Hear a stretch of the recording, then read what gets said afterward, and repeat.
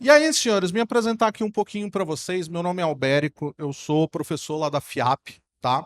E eles me convidaram para vir bater um papo aqui com vocês. Eu sou arquiteto de tecnologia lá no Itaú, já passou parte do pessoal que trabalha aqui com a gente hoje. E, assim como alguns colegas aqui, fui acadêmico, sou bacharel em ciências da computação, estou tentando terminar um doutorado, haja resiliência também. É a hora que você entende que existe um relacionamento pior do que com a esposa em termos de poder, que é a possessividade do orientador. Mais uma hora a gente termina ou alguém mata alguém.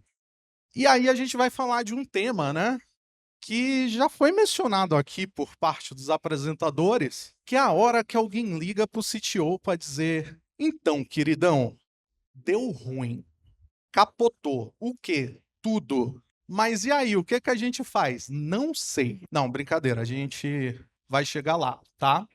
Mas a ideia aqui, pessoal, é a gente começar a bater um papo sobre o que que a gente vai de fato fazer para construir uma aplicação resiliente. E vocês vão ver que é aquele momento que você olha e você diz: todo mundo sabe. A gente só ignora. Mas muito do que a gente vai falar, tá? De fato, foi passado aqui nas últimas apresentações. Mas, Albericão, diz aí, a gente tem que fazer esse bagulho? E assim, gente, quando a gente começa a falar de resiliência, tá? A gente começa a falar de um negócio que é chato, o Edu sabe. O Albérico de vez em quando bate lá na porta dele para dizer: Edu, tudo jóia? Vamos passar aqui por um formuláriozinho de maturidade para ver se está tudo ok, querido? E é um processo que consome tempo, tá? E é um processo que é multidisciplinar e é um processo que envolve muitos passos que são, de certa forma, manual. Avaliar a maturidade é complicado, tá? Hoje a gente já consegue dar algumas automatizadas, mas a ideia no fim do dia é a gente reduzir 3 pontos. O primeiro, indisponibilidade de sistema, tá? Ninguém quer o CTO acordando. A gente quer o CTO dormindo bonitinho, feliz. Se o chefe tá feliz, eu tô feliz, tá? Mas não é só isso, tá, pessoal?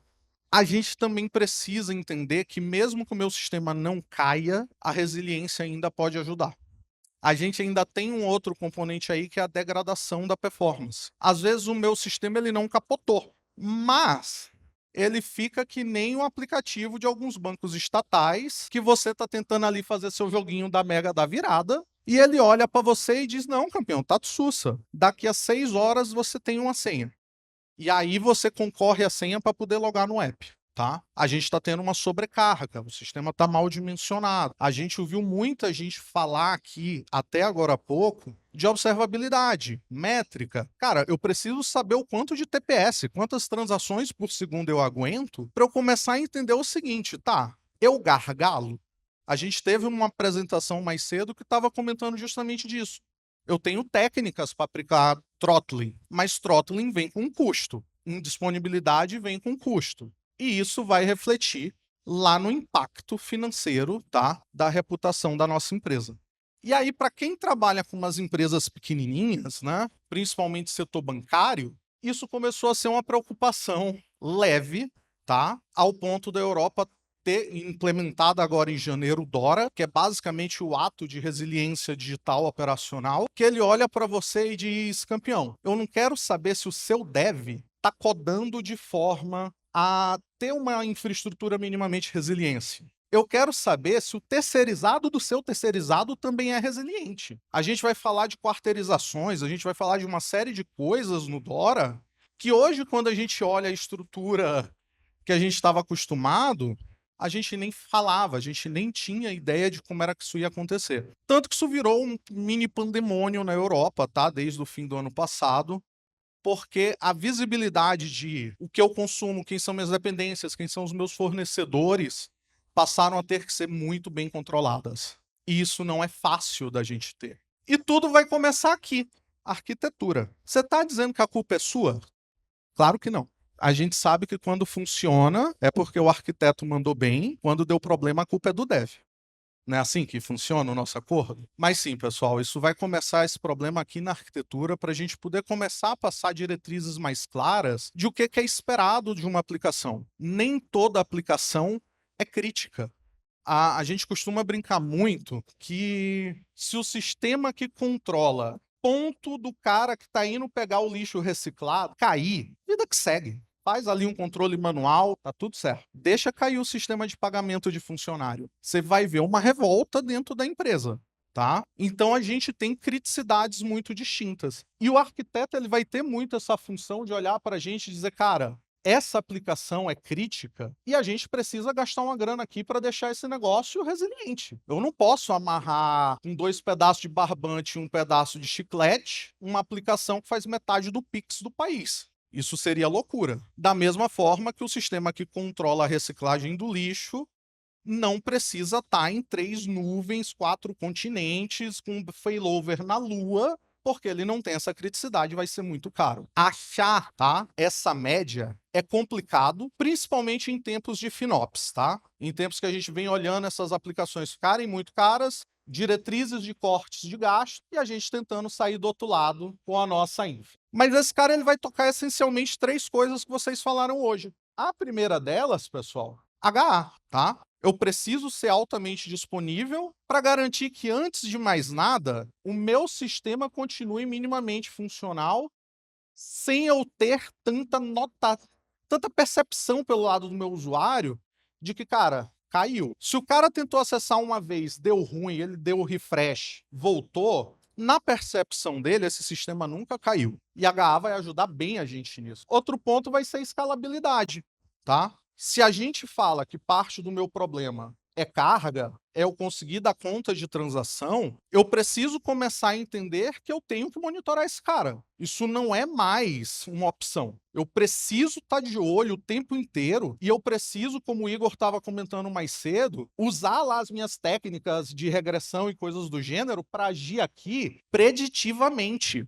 Cara, eu já sei que eu vou extrapolar meu TPS daqui a meia hora. Deixa eu escalar, porque para eu escalar vai ter um tempo. Eu não posso escalar depois que eu capotei, que não vai servir. Então a gente tem muito ganho quando a gente une observabilidade aqui para eu conseguir alavancar esse tema. E a gente vai ter tolerância à falha. O que é isso? Aí sim, fiz esses 2 caras, ainda assim, tomei um surto que eu não consegui entender. Não era uma data crítica, que a gente já estaria ali escalonado mais forte, não foi um ataque, mas foi de fato ali um movimento de rampa muito forte. O que vai acontecer? Aqui a gente vai falar de throttling, aqui a gente vai falar de algumas features para a gente começar a entender que, olha, mesmo que eu bata o meu TPS, eu tenho métodos ali para eu conseguir minimamente continuar servindo enquanto eu escalo. Então esses 3 caras, eles vão agir aí como 3 pilares bem legais, um completando o outro o tempo inteiro, tá? Para a gente conseguir sair do outro lado. Albericão,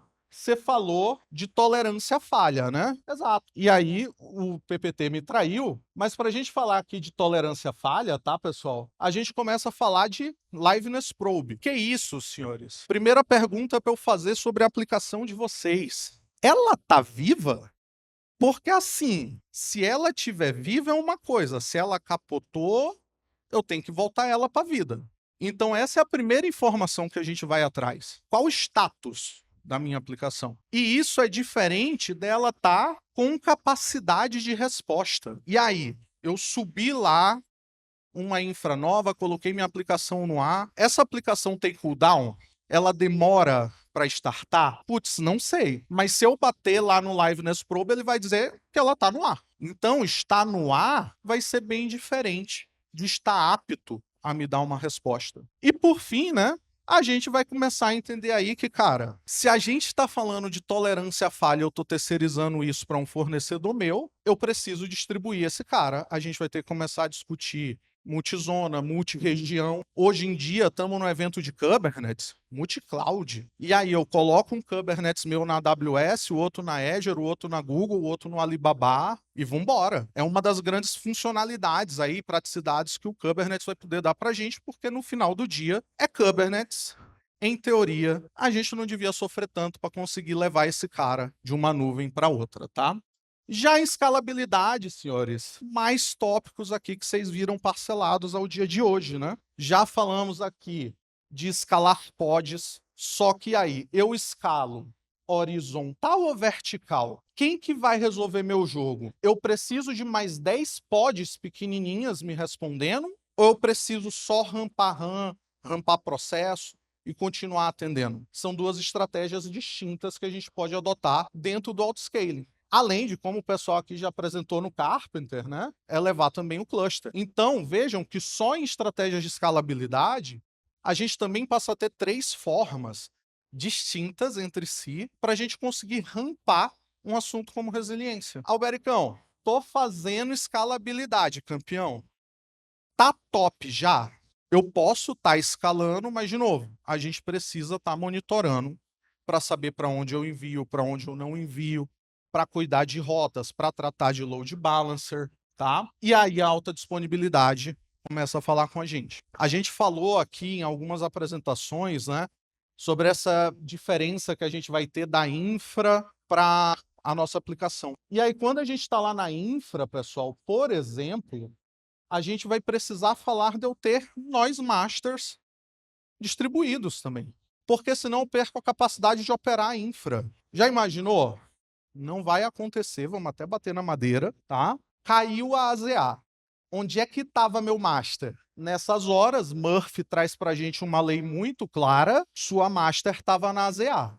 Pô, mas eu não parei tudo. Não, eu só não consigo mais operar nenhuma chamada de infra. Então eu vou ter que distribuir esse cara ou ter alguma estratégia de promoção para quando isso acontecer, a gente conseguir olhar e dizer, tá, promove alguém aí e continua a operação, para a gente não parar toda a infra. Temos que balancear a carga também, afinal de contas.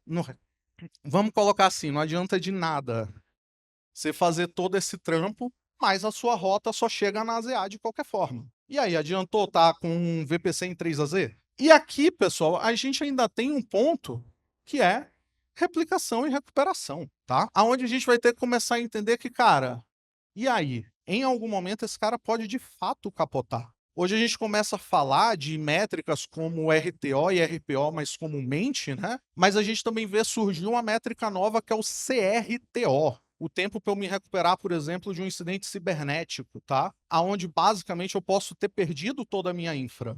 E aí eu vou ter que recorrer lá ao backup.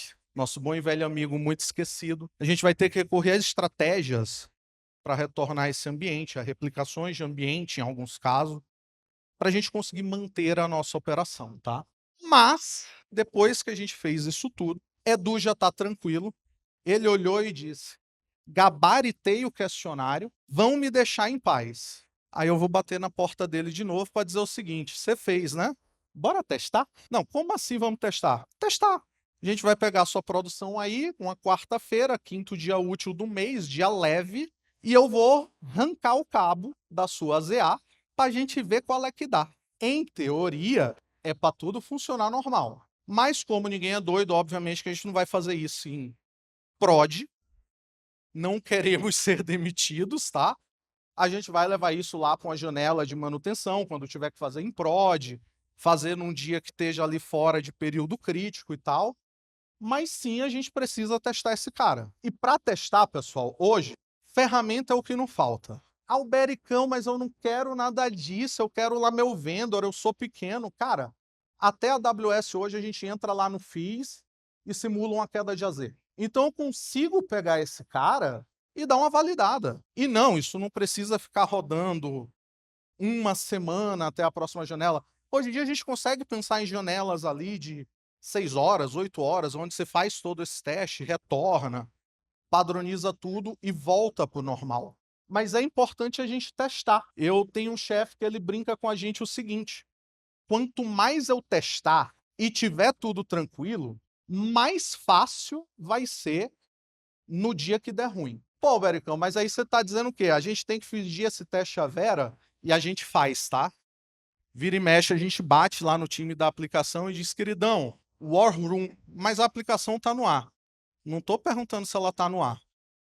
Vamos simular todo o processo, chama todo mundo, aciona os especialistas, vamos bater em Deus e o mundo aqui e ver se nosso fluxo está ok, tá? Por quê? Porque no dia que a gente tiver um cenário real, o pessoal sabe quem comunicar, como comunicar, quem eu vou acionar, por que eu vou acionar cada pessoa e quando cada pessoa vai ter que ser acionada. Não adianta eu acionar o time de telecom se a minha falha não foi em telecom. Então a gente vai ter que ter até essa expertise já treinada de ir lá no monitoramento, entender onde foi que foi de fato a falha, fazer todo esse mapeamento, identificar quem é a pessoa exata e acionar todo mundo na janela de crise. Então todo esse fluxo de testes gera outputs gigantescos. Antes de eu ir para o Itaú, eu trabalhava numa empresa que foi a Helix, que é a primeira vez que a gente foi testar. E assim, gente, Kubernetes lindo, tudo no primor. A gente descobriu que a gente não voltava. Mas não voltava por quê?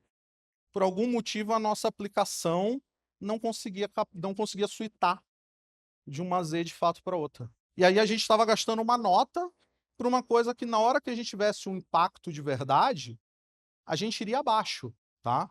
E aí é que a gente foi começar toda uma rotina de, cara, vamos identificar, vamos rever essa aplicação, vamos ver tudo o que está acontecendo aqui para sair lá do outro lado. Então, se a gente não testa, e teste a Vera, tá, pessoal? A gente não sabe o que está acontecendo. E aí a gente fica muito naquele ato de, o fornecedor me diz que se eu tô em X azeis, com os números lá cabalísticos maravilhosos, eu tô top. Ou a gente escuta a máxima, né? Mas eu tô na nuvem. Nuvem não cai. Mas quando cai, lindão, ela te arrasta para o fundo do fosso com uma velocidade que você nem imagina. Então, sim, apesar de eu estar em nuvem, apesar da gente estar multi-provider, a gente vai ter que testar.